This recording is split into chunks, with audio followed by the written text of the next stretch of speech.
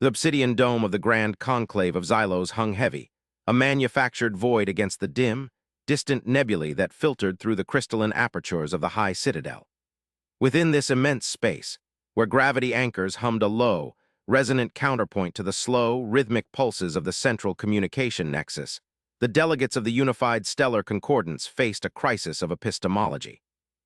The light, refracted through the meticulously layered prisms of the observation deck, cast long, distorted shadows of the gathered representatives across the polished black floor, each shadow elongating and contracting with the subtle adjustments of the ambient energy fields.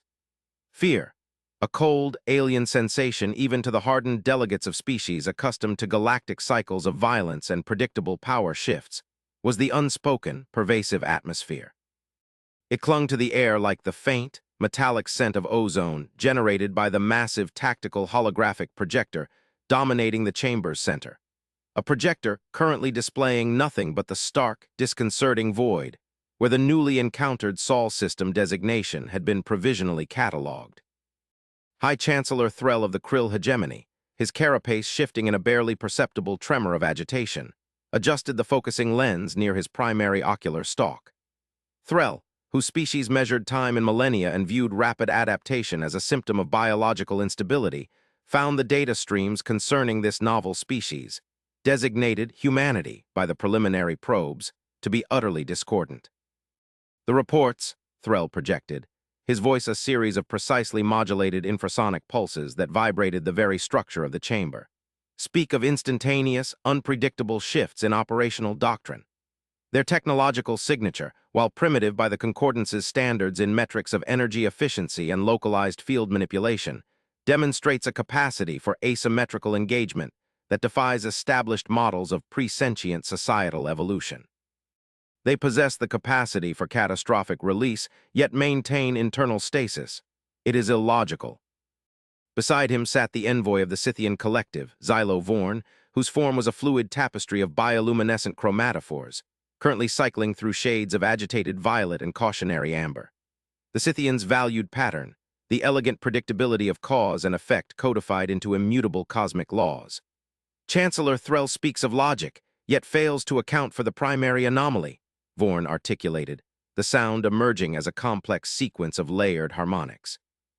They communicate through compressed phonetic symbols overlaid upon a linguistic structure rooted in emotional resonance rather than direct concept transfer. We have intercepted billions of hours of their broadcast transmissions, their art, their history, and find only chaotic narratives driven by individual short-term imperatives they term ambition and love. How does a species guided by such volatile internal chemistry achieve the necessary cohesion to construct interstellar capability, however rudimentary?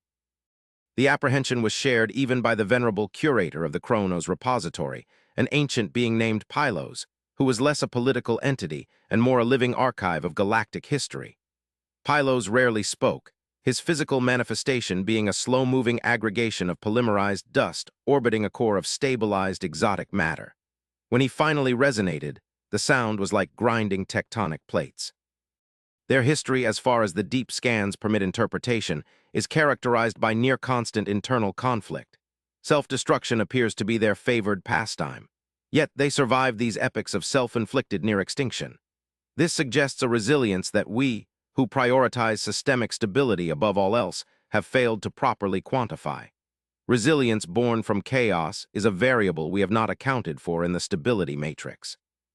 A wave of low-frequency dissent rippled through the gathered assembly. The concept that inherent instability could breed strength was anathema to the unified stellar concordance, an entity founded upon the suppression of entropy across its vast dominion. For cycles, the concordance had observed species rise and collapse with predictable regularity, absorbing the remnants and filing the data. Humanity, however, refused to fit the established decline curve.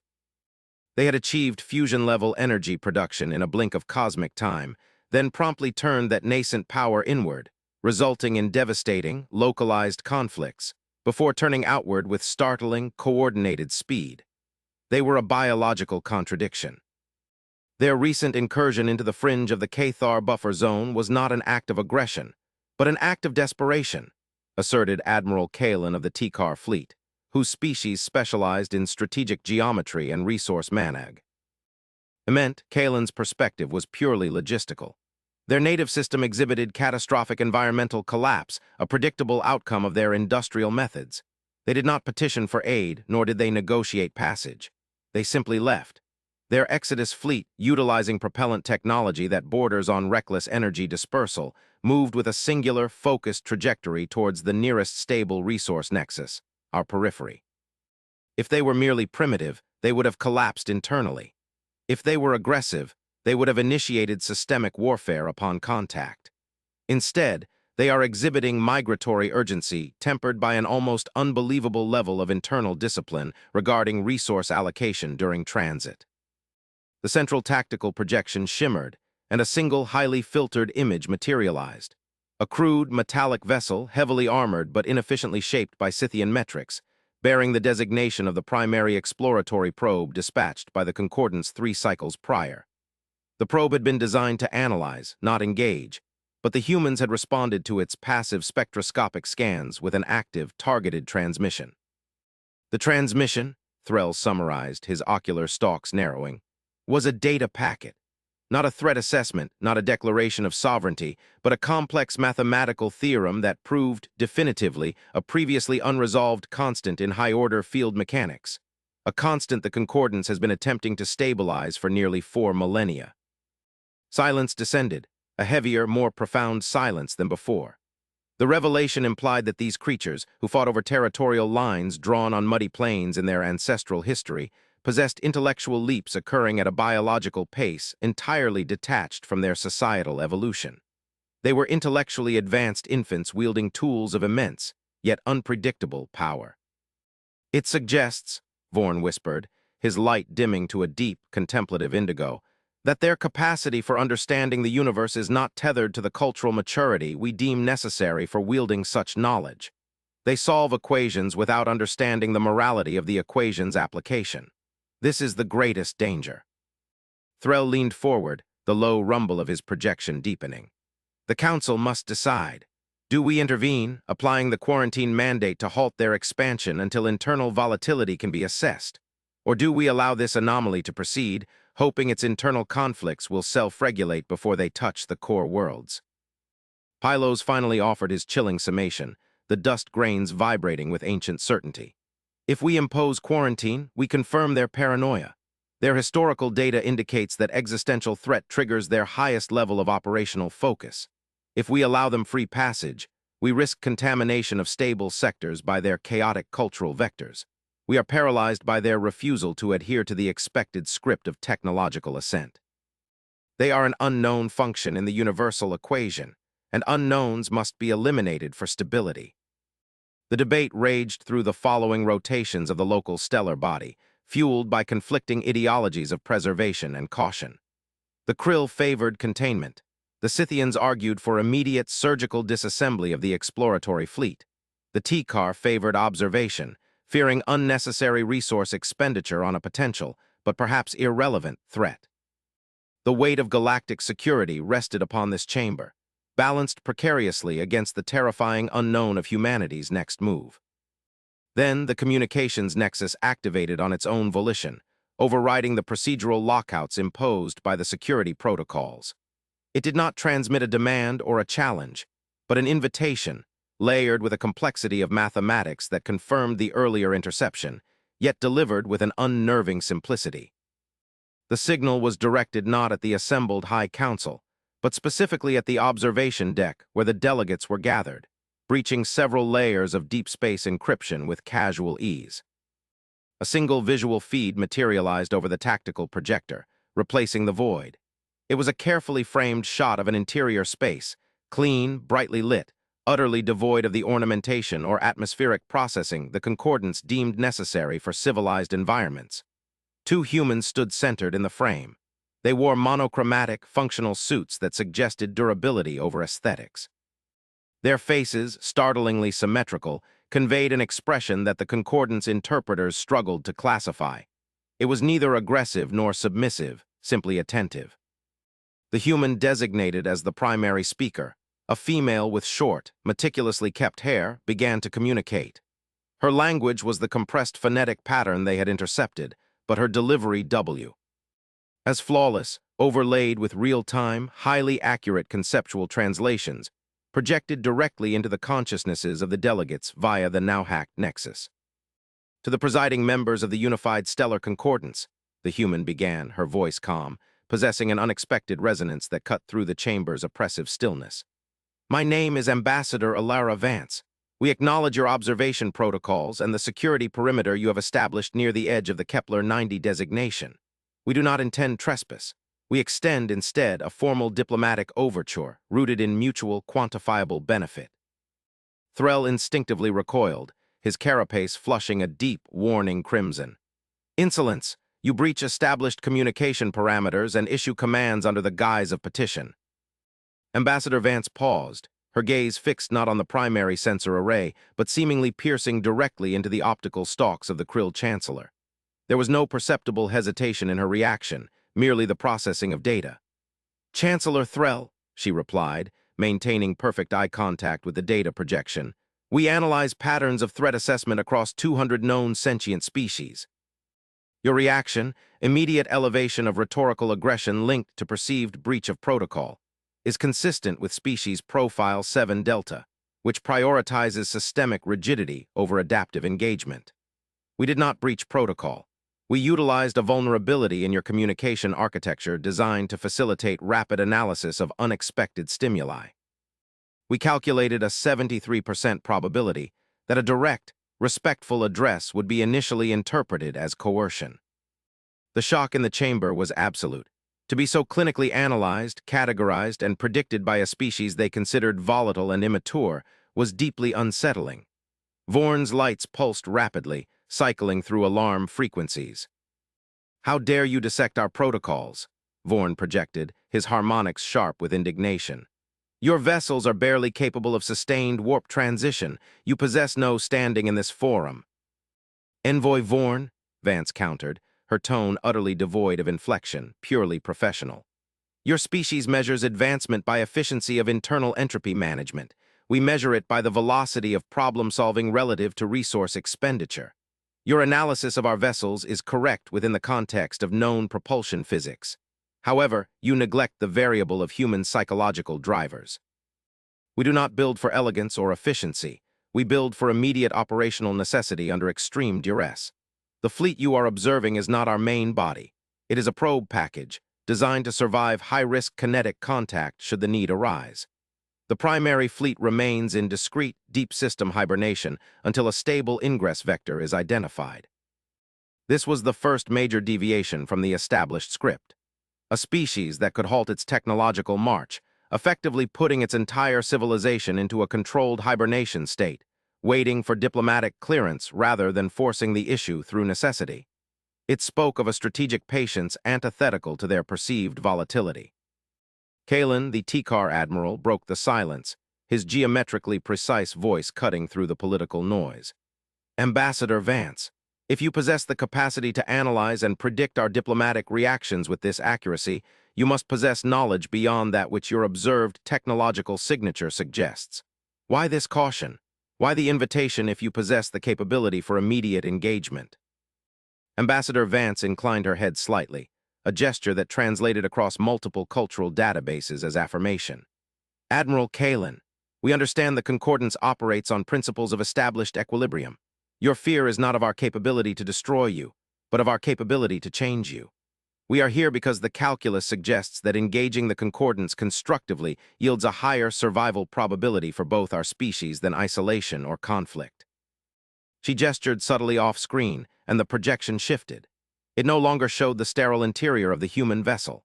Instead, it displayed the exterior, vast and overwhelming. It was not a fleet of warships, but a complex array of energy collectors and what appeared to be massive, orbiting research platforms, structures that seemed to consume stellar radiation on a scale that dwarfed the construction capabilities of even the Krill. This is not military hardware, Vance stated, her voice dropping slightly in volume, demanding closer attention. This is the infrastructure required to process the data we have acquired during the period you designated as our existential crisis. When humanity faced the near-extinction event on our home world, a consequence of mismanaged internal growth, we did not merely reek. T to survival. We accelerated cognitive processing through networked biological interfaces. We achieved a unified, focused intellectual state unparalleled in our history. During that period of singular focus, we did not just solve our environmental collapse, we solved several foundational problems of dimensional physics that your concordance has struggled with for millennia. Pylos, the ancient archivist, resonated with genuine alarm. Impossible! The foundational constants of the G-field curvature cannot be stabilized without accessing the core singularities of binary systems. The energy cost is prohibitive. For your current known physics, yes, Vance conceded. We did not stabilize the G-field. We discovered that the universe is not expanding uniformly, but that the perceived expansion is a localized distortion caused by the periodic energetic decay of an ancient, interdimensional barrier. The delegates recoiled.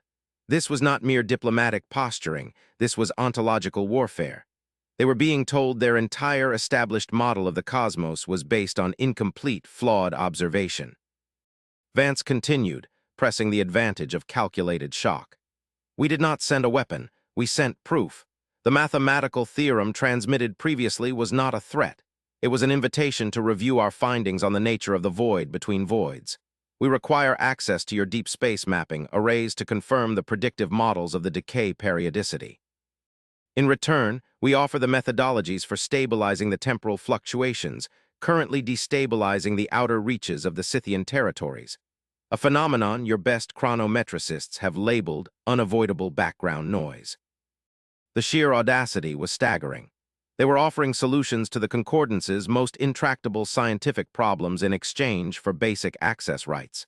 It was a trade based on intellectual superiority, cloaked in the guise of mutual aid.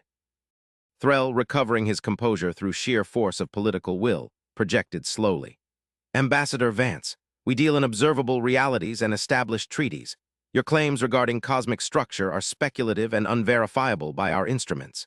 Your display of technological capability within this diplomatic exchange suggests, however, that you are operating under constraints we cannot perceive. We require evidence of your ethical commitment before we consider integrating your unique insights. Ethics, Vance repeated, the word sounding foreign yet precise on the translator. We understand that the concordance prioritizes the non-proliferation of species-ending technology. Our ethical framework is defined by the historical imperative to prevent the self-destruction observed in our past. We are brutally pragmatic about survival. We do not seek conquest. Conquest requires administrative overhead, cultural assimilation, and long-term management of unpredictable variables. All things we spent the last terrestrial century eliminating from our own societal model. Vance's composure was unnerving. There were no threats, no pleas, only the cold, hard logic of optimized existence. She was treating the entire concordance, a multi-species empire spanning vast swathes of the Orion Arm, as a single, large, inefficient organization requiring a consultant. You speak of eliminating internal conflict, Vorn injected, suspicion hardening his harmonics. How does a species that historically defined itself by internal schism achieve this? Through radical transparency and the enforcement of purely logical decision matrices in governance, Vance explained. Conflict arises from emotional bias influencing resource allocation and perception of truth. We restructured our governance based on the recognition that individual emotional states, while vital for individual experience, are detrimental to large-scale systemic stability. We do not suppress emotion, we quarantine its influence on policy. Our current governance is an optimized collective of the most ethically aligned and intellectually sound individuals, periodically cross-validated by machine heuristics, designed to detect even the slightest deviation toward self-interest over systemic benefit. The assembly processed this, a governance model based on enforced utilitarianism perfected by a species that had recently emerged from internecine warfare. It was terrifyingly efficient. We propose a limited probationary integration, Threll finally conceded, the word tasting like ash on his psychological buffers. One sector boundary, limited resource exchange, and full real-time data sharing on the anomaly you describe. Failure to produce verifiable data within 5 standard cycles will result in immediate cessation of contact and containment. Ambassador Vance smiled, a slight, almost imperceptible upturn of the lips that the translators flagged as agreement mixed with profound satisfaction. The probationary term is acceptable, Chancellor. We shall begin uploading the first data packets immediately. We anticipate your review will conclude in 3 standard cycles based on the computational power you possess. The feed cut abruptly. The tactical projector returned to displaying the data schematic of the human exploratory vessel, now showing a complex data stream being projected outward, not in bursts, but in a continuous, silent flow toward the Concordance monitoring stations. The atmosphere in the Grand Conclave did not immediately dissipate. Instead, it solidified into a different kind of tension, the acute pressure of a paradigm shift. The age of arrogant certainty within the Concordance had just concluded, replaced by the chilling, exhilarating uncertainty of true learning. The subsequent observation period was characterized by a profound disquiet among the Concordance scientific cadres. The data packets streaming from the human vessel were not merely advanced, they required a complete reevaluation of applied physics. The Scythian computational matrices, designed to manage complex multidimensional projections, repeatedly failed to parse the human notation systems, requiring weeks of dedicated decryption by their foremost metalinguists. Admiral Kalin was tasked with overseeing the physical interface zone, a carefully constructed, heavily shielded station positioned precisely at the agreed-upon boundary, designed to receive the human emissary and their initial data exchange apparatus. The station was built for containment. Kalin fully expected to observe the delegation being subdued or neutralized the moment they crossed the threshold. When the human vessel arrived, not the small scout they had anticipated, but a significantly larger vessel, still relatively primitive in design, but possessing an energy profile indicating advanced shielding. It did not attempt any evasive maneuvers or aggressive posturing. It simply aligned itself with the docking vector, a meticulous process that followed the T-car docking calculus with textbook precision. The diplomatic shuttle that detached from the main craft was small, bearing no visible offensive armament, only layers of reflective, seemingly passive armor. As it connected to the receiving aperture of the Concordance station, Kalin received a continuous bioscan of the occupants. 2 humans, heart rates stable, respiration even, neural activity registering patterns associated with deep concentration, but 0 detectable stress markers.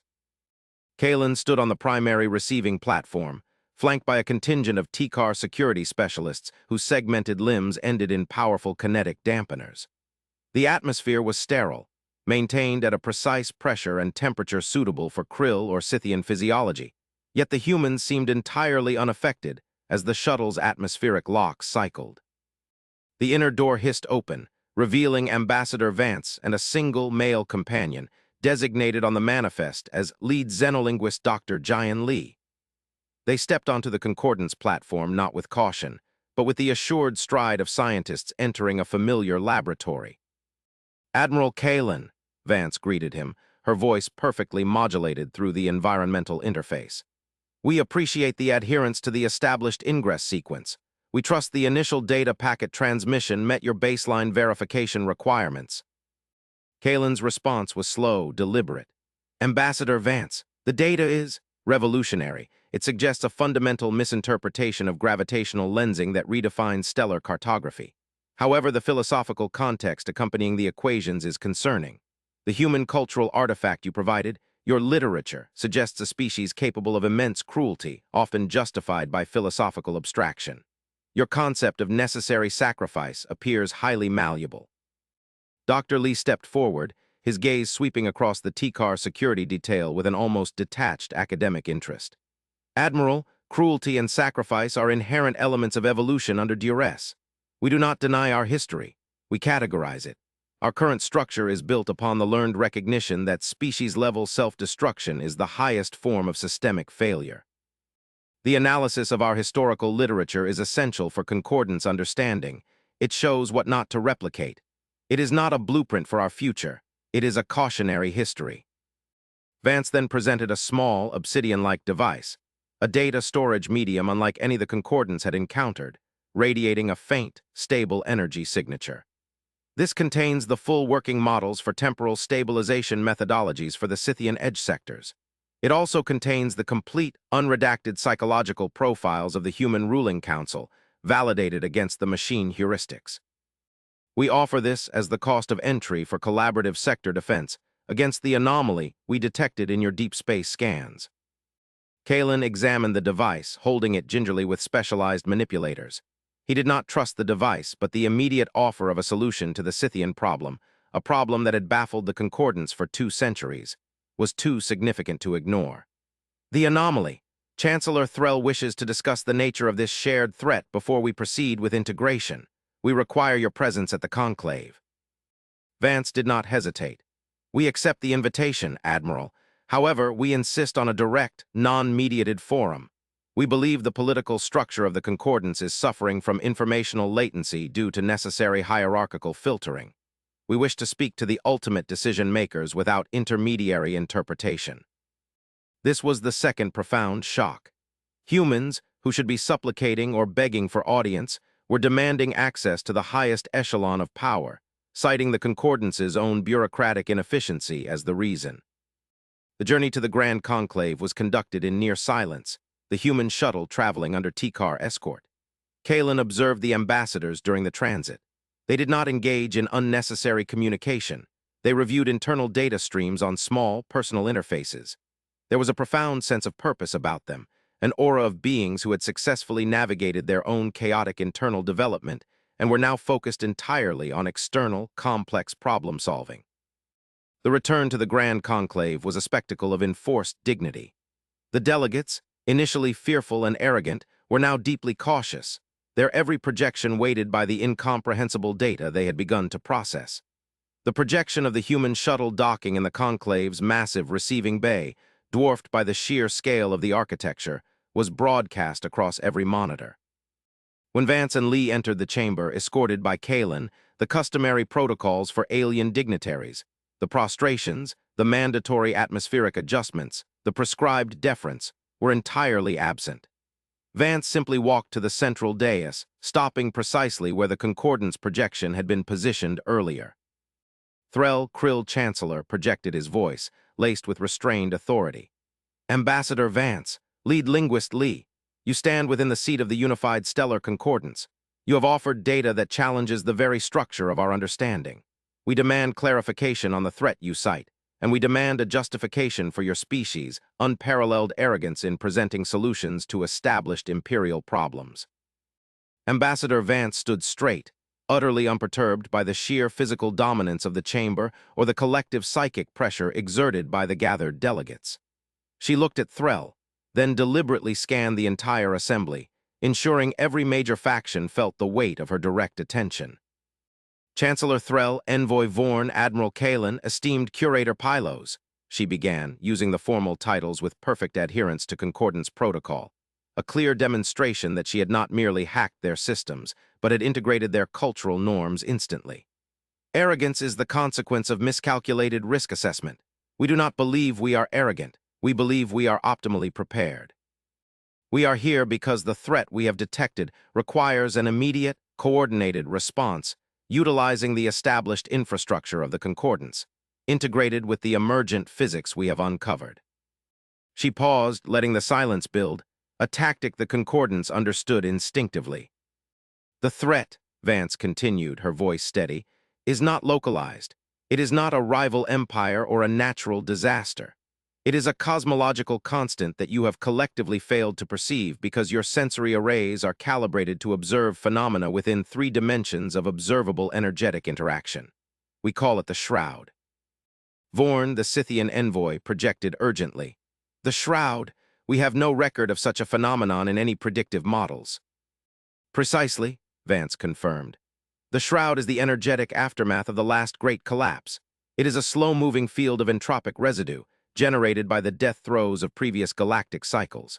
It propagates through the vacuum, absorbing or scrambling complex ordered information, including biological life and established technological matrices, by initiating near-instantaneous localized quantum decoherence. Pylos, the Ancient One, resonated with a sound that indicated deep, agonizing intellectual recognition. The instability in the outer rims, the unexplained decay of ancient probes beyond the Perseus arm. It was not random noise. It was decoherence. It was the Shroud, Vance confirmed. It is not malicious. It is physics operating on a scale you were not prepared to measure. Your data arrays, optimized for detecting energy signatures, ND mass displacement, are entirely blind to this phenomenon, which propagates primarily through pattern disruption rather than raw energy flux. And how, Threll demanded, his composure fraying under the weight of this revelation, did your primitive, volatile species manage to detect a threat that has eluded the concordance for millennia? Vance looked at Lee, who stepped forward, holding up a small, transparent crystalline shard, a sample of the material used in the human data storage device. The human mind, when pushed beyond sustainable limits, enters a state of hyperfocus, Lee explained, his voice calm, devoid of pride, simply factual. During our near-extinction period, we utilized networked biological interface technology to temporarily unify our processing power. This state forced an evolution in pattern recognition beyond known computational logic. We were not looking for the shroud. We were looking for ways to reverse our own entropic collapse. The shroud was detected as a negative signature, a persistent void in the very fabric of informational exchange that our hyperconnected consciousness registered as an immediate, existential anomaly. We learned to recognize the absence of predictable complexity. He held up the shard. This material, Lee continued, is a synthetic lattice designed to mimic the structural stability of our unified neurological state. It filters out chaotic informational input, allowing for perception of structured reality, even when that reality is subtle. Your current instrumentation only sees what it is programmed to find. We developed a technology that sees what is missing. Vance took back the conversational thread, shifting the focus to the necessary response. The predictive models indicate the shroud will intersect the populated sectors of the concordance within 200 terrestrial years. It is slow, but relentless. If it reaches a sufficiently dense area of ordered complexity, such as the core worlds or your primary archival facilities, the informational entropy it generates will cause systemic collapse in all technologies reliant on organized data transmission. Effectively, your entire civilization will cease to function coherently. The air in the conclave felt instantly thin, the implications catastrophic. The fear that had driven their earlier debate was replaced by a terrifying, shared vulnerability. You offer us a means to survive the very end of ordered existence, Threll summarized, the weight of his hegemony pressing down upon him. In exchange for what? Sovereignty? Resources. In exchange for collaboration, Vance stated firmly. We require access to the Concordance's vast network of deep space gravitational sensors and archaic energy conduits, systems designed before the current era of high-frequency efficiency, which ironically make them less susceptible to the shroud's pattern disruption. We need these existing, low-level systems to triangulate the shroud's core propagation vector. In return, we offer the methodology to shield your critical infrastructure using our stability lattice technology, and the full, unencrypted blueprints for the cognitive interface that allowed us to make this discovery. Kalen, the pragmatist, saw the immediate strategic advantage. The integration of your physics with our logistical capacity offers the only conceivable pathway to mitigation. The time frame you provided is insufficient for us to replicate your discovery independently. Vorn, the Scythian, still wrestled with the cultural violation of such a rapid, imposed change.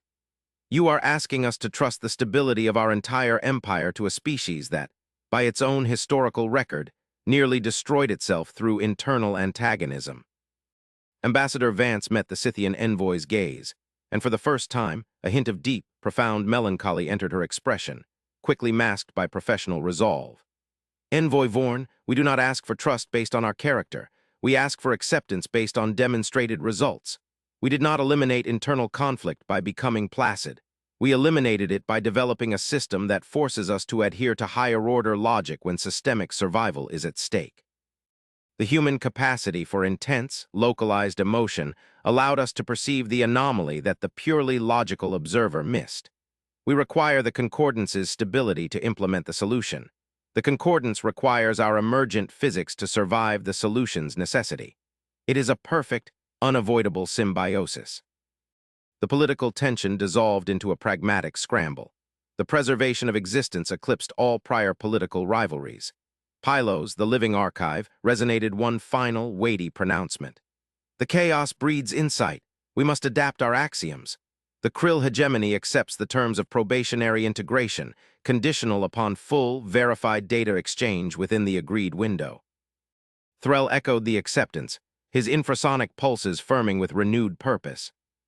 The concordance would work with the volatile, unpredictable humans, not as subordinates, but as necessary partners facing a threat that respected no empire lines or established hierarchies. The alliance was forged, not out of friendship or mutual respect for culture, but out of the cold, hard recognition of shared, imminent doom. The next several decades, viewed across the vast expanse of concordance timekeeping, were marked by frantic, unprecedented cooperation. Human engineers, utilizing their intuitive grasp of complex material science, worked side by side with Scythian chronometricists to tune the stability lattices. Krill military strategists integrated human tactical simulations, finding that the human preference for preemptive, overwhelming application of force, when applied to a non-sentient threat like the Shroud, was devastatingly effective in isolating propagation nodes. Admiral Kalin, who oversaw the final integration of human monitoring outposts onto the Concordance deep scan array, found himself developing a grudging respect for Ambassador Vance. She operated with a clarity that suggested she had already processed every possible future outcome. One standard cycle after the Alliance, the first massive shield matrix, a spherical energy field utilizing human lattice stabilization over T-car constructed focusing rings, was successfully energized around the densely populated core world of Xylos itself. The diagnostic reported full shielding against low-level entropic decay. It was during the final calibration sequence of this first protective shell that Dr. Lee contacted Kalin. Lee was not in a formal chamber. He was situated in a low-orbit observation platform near a newly established human research hub near the edge of the Cathar buffer zone, monitoring signals bouncing off the very edge of known reality. "Admiral Kalin," Lee began, his voice carrying a peculiar strain that Kalin had not heard from him before, a hint of something bordering on genuine surprise, perhaps even awe. "We have completed the triangulation of the Shroud's origin point. We have confirmed the source of the pattern collapse." Kalin felt the familiar tightening of tension in his carapace segments. "And is it the residue of a previous galactic war, a naturally occurring instability in the dimensional membrane?" "Neither, Admiral," Lee replied softly. "The Shroud is not residue, it is highly structured. The decay patterns are not random noise reacting to existing matter. They are deliberate transmissions attempting to erase complex information."